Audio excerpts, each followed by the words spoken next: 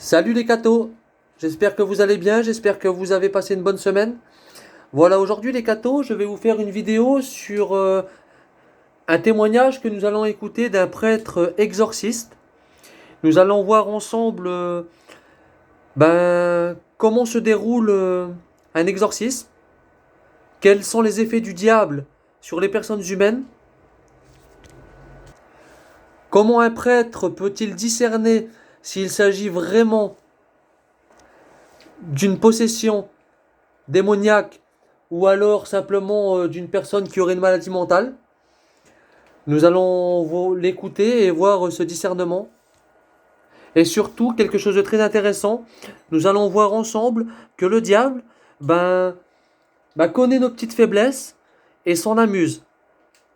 Il est là présent quand nous péchons et, et il en est très fier. Il nous accompagne dans ses projets. Et nous allons voir ensemble que le diable est beaucoup plus intelligent que nous. Par rapport à nous, lui, c'est un adulte qui aurait déjà fait sa vie, qui aurait 80 ans, qui aurait tout connu. Et nous, un enfant de 5 ans qui apprend à vivre. Voilà la différence entre nous et lui. Et à travers cette vidéo, nous allons voir que vraiment le péché que nous pouvons commettre tous les jours et qui nous paraît parfois anodin, vraiment nous éloigne de Dieu et nous rapproche du diable. Nous allons essayer de voir et de comprendre ensemble, euh, à travers ce témoignage du prêtre exorciste, qu'il est vraiment important dans notre vie de faire attention et surtout de commettre le moins de péchés possible. Surtout le genre de péché que lucidement et froidement que nous pouvons peut-être parfois commettre. Voilà, nous allons donc écouter ce prêtre exorciste. Généralement, quand on fait venir l'exorciste, on a beaucoup de monde. C'est un sujet qui attire les gens.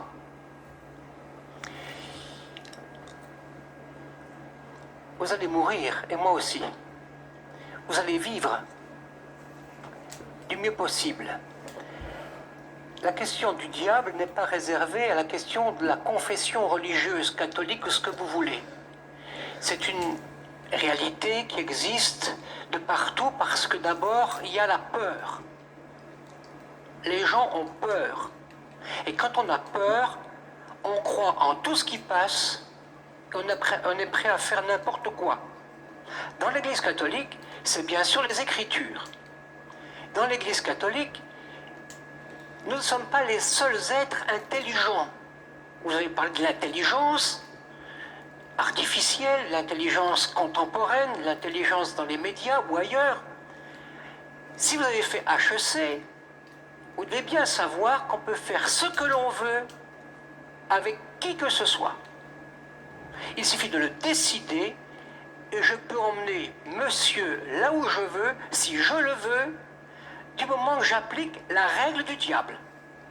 Il y a une règle systématique qui marche à tous les coups.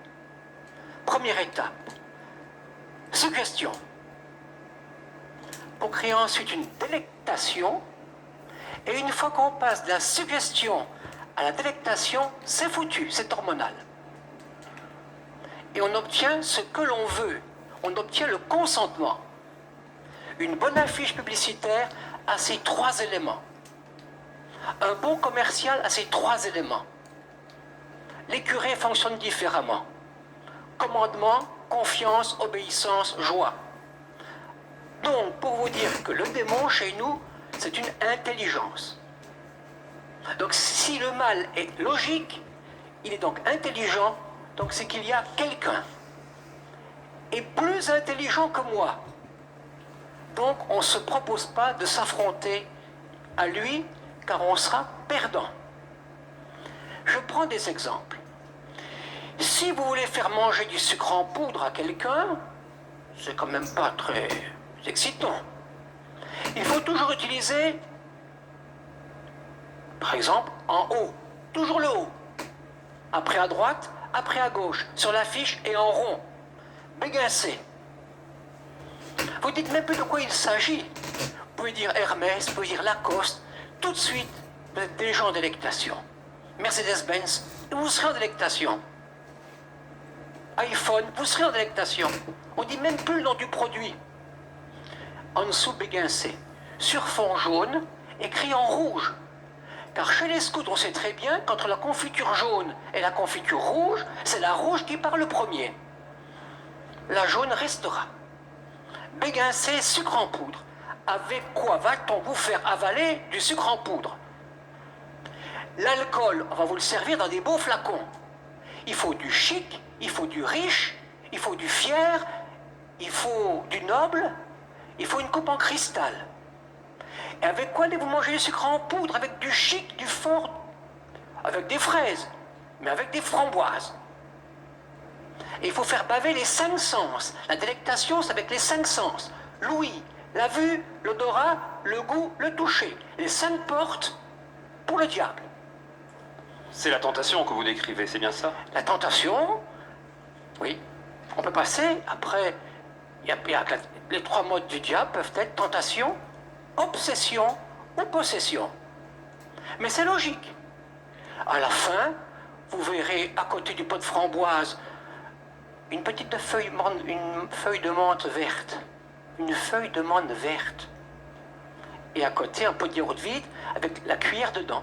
T'es le dernier, dépêche-toi. Il n'y a plus que toi qui n'as pas mangé. De toute façon, on peut faire ce que l'on veut avec qui l'on veut. Il suffit simplement de s'en donner la peine et de trouver la faille. Bien.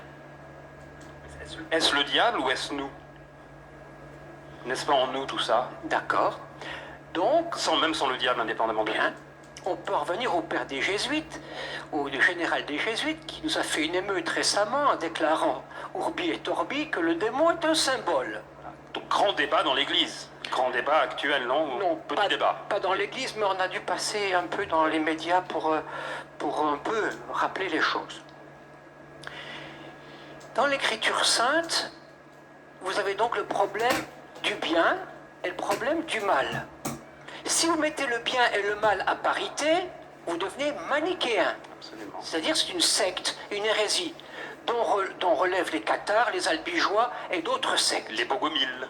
Voilà. Oui, j'ai dû chercher votre nom. Bien. Donc, toujours est-il, nous croyons à l'existence donc d'êtres invisibles qu'on appelle les anges. Vous y croyez, vous n'y croyez pas. Vous les remplacerez par quelque chose d'autre. Les anges, nous ne sommes pas les seules créatures créées. Parmi les anges, il y a les anges tous créés bons, tout a été créé bon. Mais comme ce sont des créatures, ils avaient une vocation. Et à partir du moment où ils n'accomplissent plus leur vocation dans l'ordre de leur destination, ils s'opposent et donc ils perdent ce qu'ils sont, puisqu'ils ne sont plus ce à quoi ils sont affectés. Et en cela, les anges ont donc déchu. Ça s'appelle le péché des anges. Quel est-il? Oh, je ne servirai pas le projet divin. Et le projet divin relève de l'ordre de la création et de l'ordre de l'adoration. Le Satan qu'on appelle Lucifer, nous en avons donc des exemples, et ont été possédés pas seulement les pauvres gens pécheurs, ou les gens qui auraient une vie désordonnée. La possession appartient aussi aux saints. Des saints ont été possédés, c'est-à-dire qu'ils perdent le contrôle de leurs décisions, et même ils ont des gestes, des mouvements qui peuvent être dangereux pour eux. Donc, je reviens à mon papier.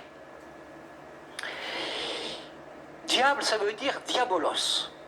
Il existe en grec, il existe en latin, il existe en hébreu, dans le judaïsme, dans le christianisme, dans l'islam et dans moult religions. Deuxièmement, les diables ou les démons, quand ils sont dans ce qu'on appelle la rupture avec Dieu, sont donc privés de la vision de Dieu. Et c'est cela qu'on appelle l'enfer. Bien. Qu'est-ce qui prouve que les gens que nous recevons sont possédés ou ne le sont pas? Vous avez bien sûr la vie objective avec les névroses, les psychoses, les paranoïas, etc. Mais comme disait saint Ignace de Loyola, Le démon est comparable à un chef de guerre qui veut s'emparer d'une citadelle. Il va donc repérer les failles. Il n'y a donc pas une séparation forcément étanche entre une névrose, une psychose ou une paranoïa. Mais il y a des signes objectifs pour le vérifier. Parce qu'il est plus intéressant d'aller voir l'exorciste que son psychiatre chez certains. Alors, on va y venir si vous voulez, qui sont les gens qui viennent vous voir et pour quelles raisons et comment vous faites la distinction effectivement entre une dépression parfois simplement hein, ou une psychopathie et la possession. Mais pour rester un tout petit peu sur le diable d'un point de vue théologique, donc si je comprends bien, le diable n'existe pas, il existe les démons. Il y a plusieurs démons qui sont ces anges déchus à qui l'histoire ou l'inquisition, des prêtres, etc. ont donné des noms que sont Lucifer, que sont Astra. Les noms dans la Bible ne sont pas donnés par les prêtres, mais par la Bible. Vous avez... La Bible cite les démons, oui, tous. Il y a Faudel ou... Non, ceux que nous connaissons au niveau de la rectitude des propos, pour ne pas tomber dans l'ésotérisme, qui rapporte 3 milliards à la balance commerciale française. Il y a le prince des démons, Lucifer, qui est le chef des démons. Donc Lucifer, c'est le chef. Il y a les anges qui l'ont suivi, et dans le livre de l'Apocalypse, les anges sont plus nombreux que les étoiles du ciel, on appelle ça les myriades. Il y a un tiers des anges qui ont suivi Lucifer. Un tiers? Oui. Voilà ce que il a une capacité... Le livre de l'Apocalypse. Je cite le livre de l'Apocalypse selon Saint Jean. Le prince des ténèbres, le prince de ce monde, le prince des anges, le séducteur, le menteur, l'antéchrist, Belzébuth, le grappin, Méphistophélès, etc., etc. On peut vous parler en abstrait comme ça. 1. La réalité des anges, oui ou non? Regardez les tympans des cathédrales. Pensez-vous qu'il s'agisse là d'illumination de gens lettrés qui avaient un problème de dessin et de figuration dans leur imaginaire? Je ne le pense pas. Le démon, soit vous l'expérimentez et vous êtes en lien avec une intelligence, soit vous avez peur de lui. Ceux qui ont peur, eh bien, ils racontent tout ce qu'ils veulent. Ceux qui ont une intelligence, ils peuvent enfin exploiter la situation et s'en sortir. Et mon père, pourquoi Dieu tolère le démon? Ah ça, toute question qui commence par pourquoi est un procès. Pourquoi chérie t'arrives si tard ce soir? Comment se fait-il chérie que t'arrives si tard ce soir? Merci monsieur. Dieu a créé les choses bonnes. À partir du moment où il y a une liberté, ce qu'il a créé, il ne le reprendra pas. Donc le bon Dieu, c'est marqué sur son front, pigeon. Ça, sachez-le. Le bon Dieu n'exige rien, il donne tout. Il perd. Donner égale perdre. Du moment qu'il a créé les anges, il ne peut plus les détruire.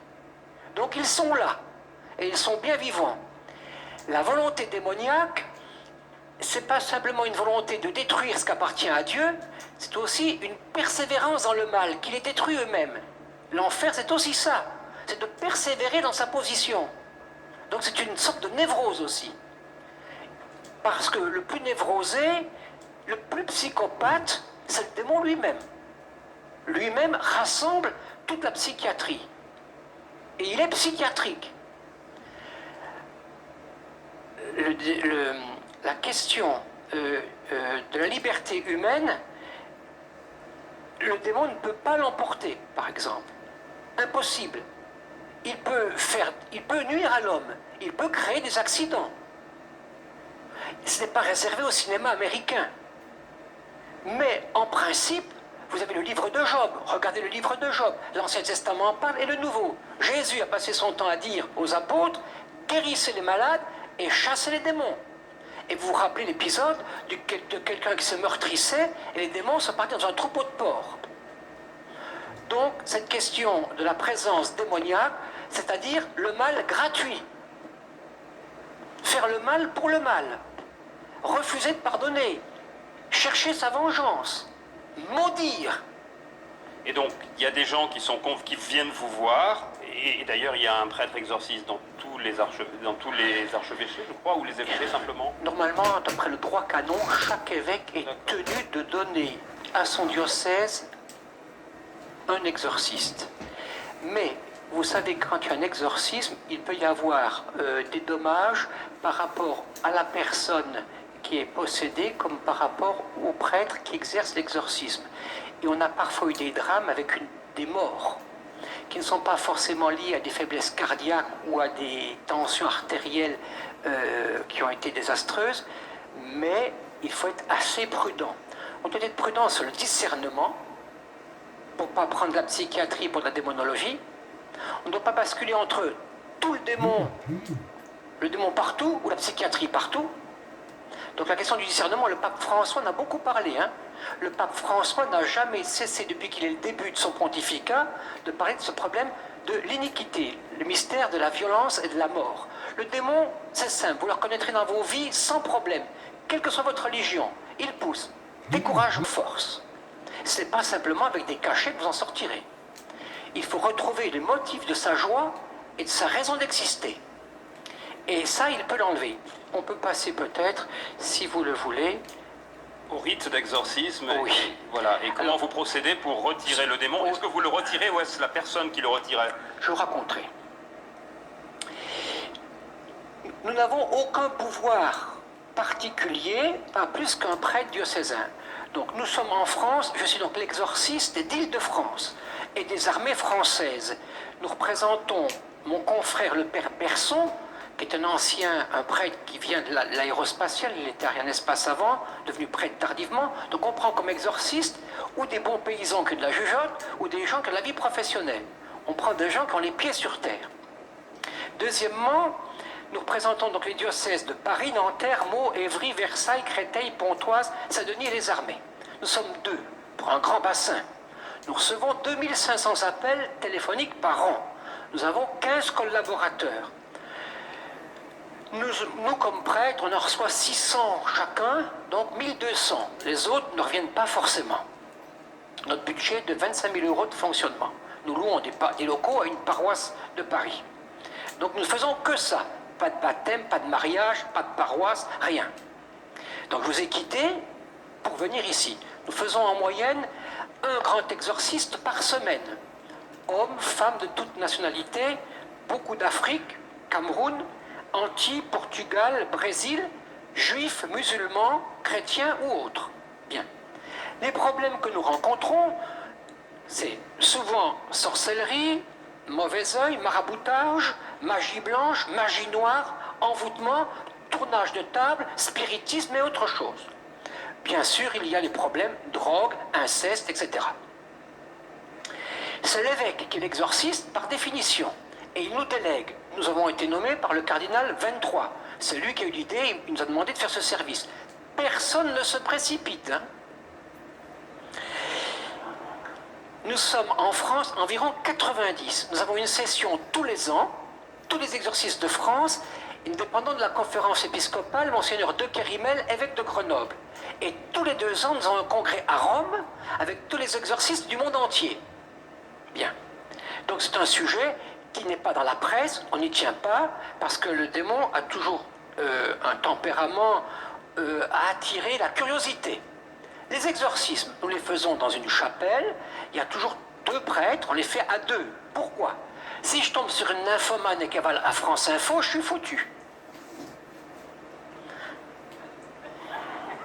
Eh oui, j'ai intérêt à avoir des placards avec des bureaux avec des vitres maintenant, sinon, t'es mort. Deuxièmement, donc nous recevons dans la chapelle, nous n'attachons pas les gens, parce qu'ils peuvent se blesser. Alors, je prends l'exemple d'une jeune fille, maintenant je vais l'appeler Delphine. Delphine, 23 ans, vient nous voir.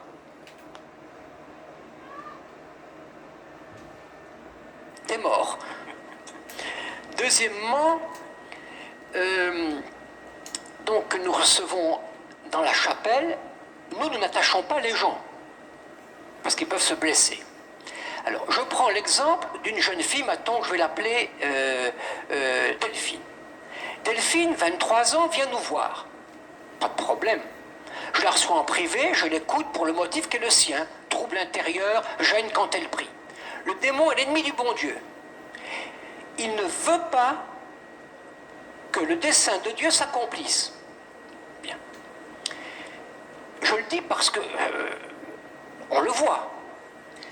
Cette jeune femme qui est d'origine portugaise, elle a à peine son BEPC, elle n'a pas eu son bac, elle garde des enfants, elle fait du babysitting, point barre. Mais elle va mal. Elle est poussée au suicide, elle a des troubles intérieurs, elle n'arrive plus à prier, elle a le dégoût d'aller à l'église, elle a des pensées qui lui échappent. Bien. On la reçoit sur une chaise, très simplement, et il y a un rituel. Le rituel, c'est ce livre qui, en France, n'est pas en vente à la procure dans d'autres librairies. Nous ne l'avons que pour les exorcistes remis par l'évêque.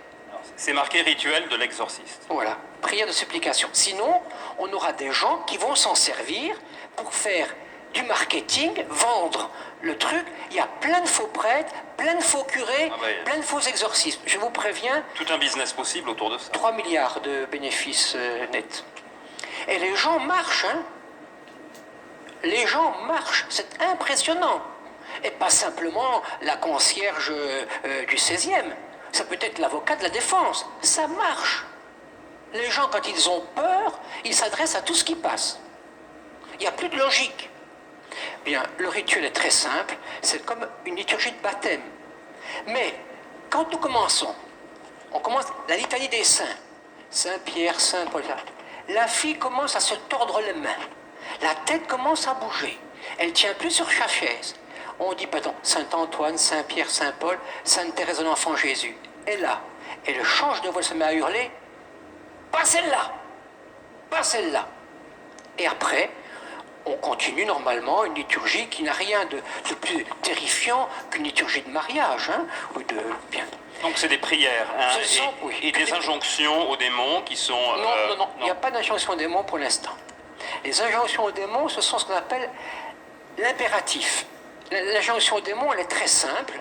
Je vais vous la dire très simplement.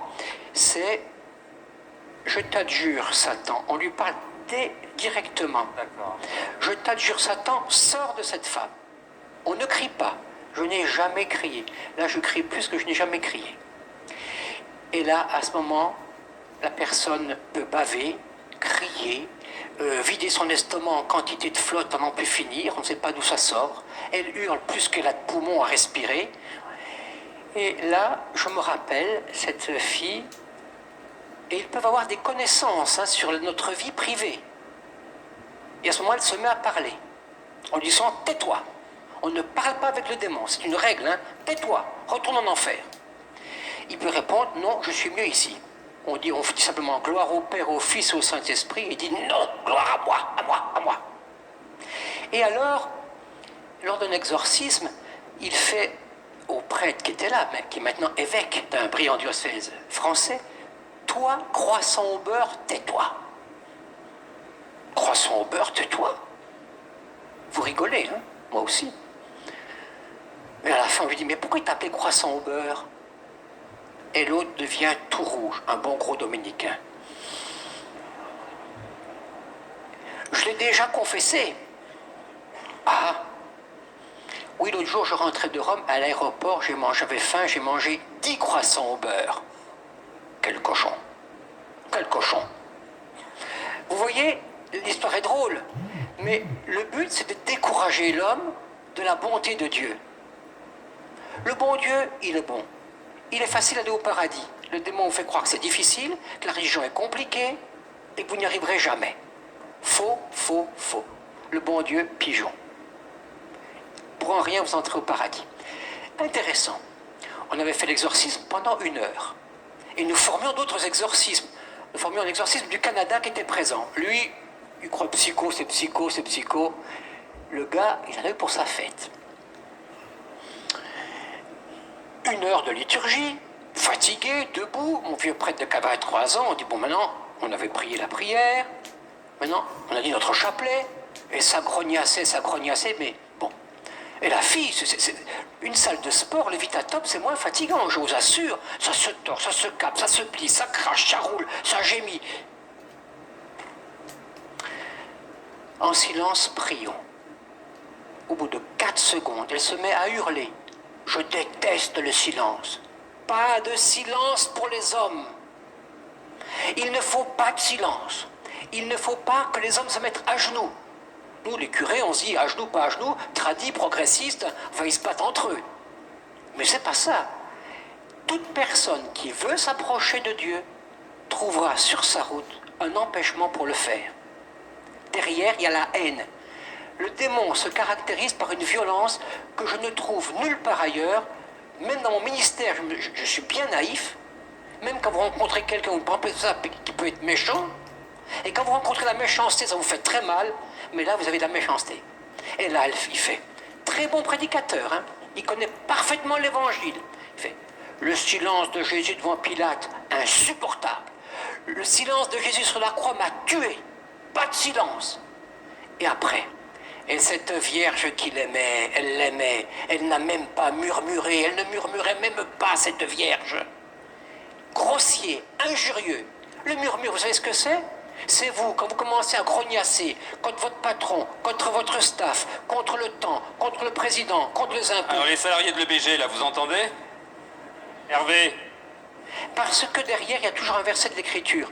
Tiens ton âme égale et silencieuse. Je passe. Cette fille, le démon, simplement, comment sait-on que quelqu'un est possédé? 1. Il change de voix. Une force surhumaine. Et comme on ne savait pas si c'était pas un peu hystérique, mon confrère qui avait été en ambassade à Amsterdam change de langue. Et on prend la prière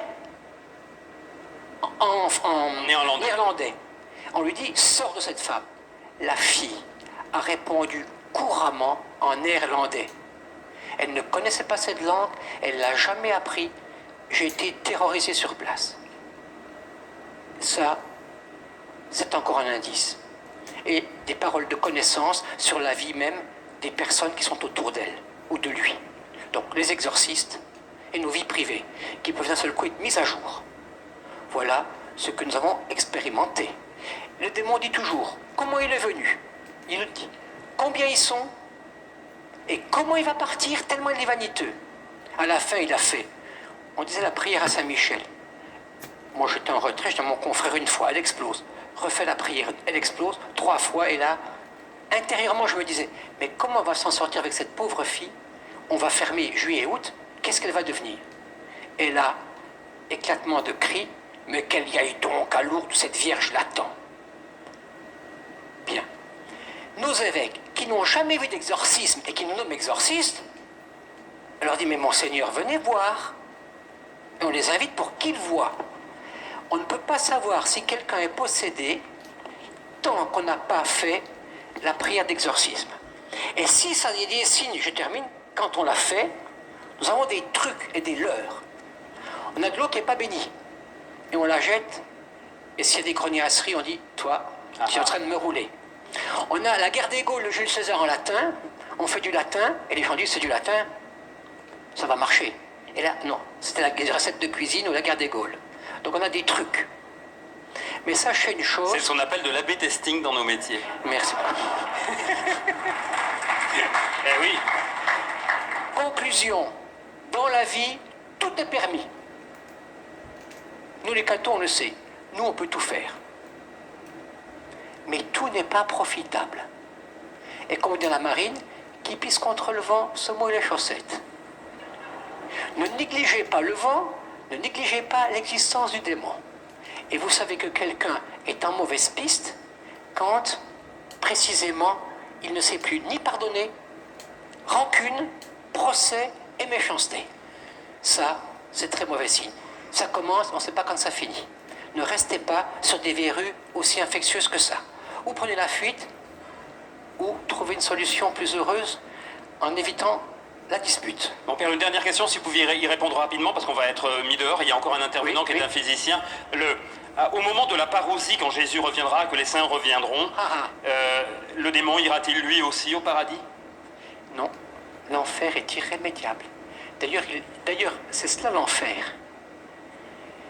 Il déteste ce qui lui est destiné. Il aimerait aller au paradis. Il a... Voilà. Vous savez, rapidement alors, quand j'étais gosse, j'avais trouvé un truc génial. Quand un copain m'avait fait une vacherie, j'allais lui faire un côté sympathique. J'allais lui rendre service. Et là, il n'en pouvait plus. Casse-toi, casse-toi, casse-toi. Donc, le bien vous devient insupportable. Donc, il reste dans le bien, mais il en souffre. L'enfer, c'est de souffrir du bonheur au lieu d'être heureux du bonheur. Eh ben merci, c'est une magnifique parole et merci beaucoup. Voilà les cathos, j'espère que cette vidéo vous a plu. Nous venons de voir ensemble que le diable existe vraiment, vous voyez. Parce que étudier, comme nous le faisons à travers toutes ces vidéos, la Bible, c'est quelque chose de très intéressant. Mais il n'y a pas que la Bible. Il y a aussi le monde réel. Et à travers ce monde réel, nous voyons que le diable, Jésus sème et le diable détruit derrière. Et c'est à nous aussi de pouvoir discerner les tentations que le diable parfois peut nous mettre devant le nez. Ou alors les tentations que nous parfois nous mettons tout seuls, mais que le diable nous pousse dans le dos, vous voyez. Et à travers tout ça, j'espère que vous aurez compris que le diable fera toujours tout pour vous empêcher d'aller à Dieu, pour vous empêcher d'aller à son église, pour vous empêcher d'aller à la vérité. Le diable est le contraire de Jésus.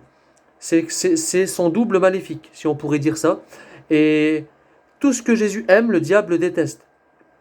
Et tout ce que nous avons à faire, c'est suivre le Christ dans sa vérité, dans son amour, et essayer de se détourner un maximum du mal. Voilà. Donc j'espère que cette vidéo vous a plu. N'hésitez pas à la commenter. N'hésitez pas à donner votre petites impressions, ce que vous en avez pensé. N'hésitez pas à la partager. Et un petit pouce bleu. Et pour ceux qui ne se sont pas abonnés, n'hésitez pas à le faire pour les prochaines vidéos. Voilà, que Dieu vous bénisse. Et à plus les cathos.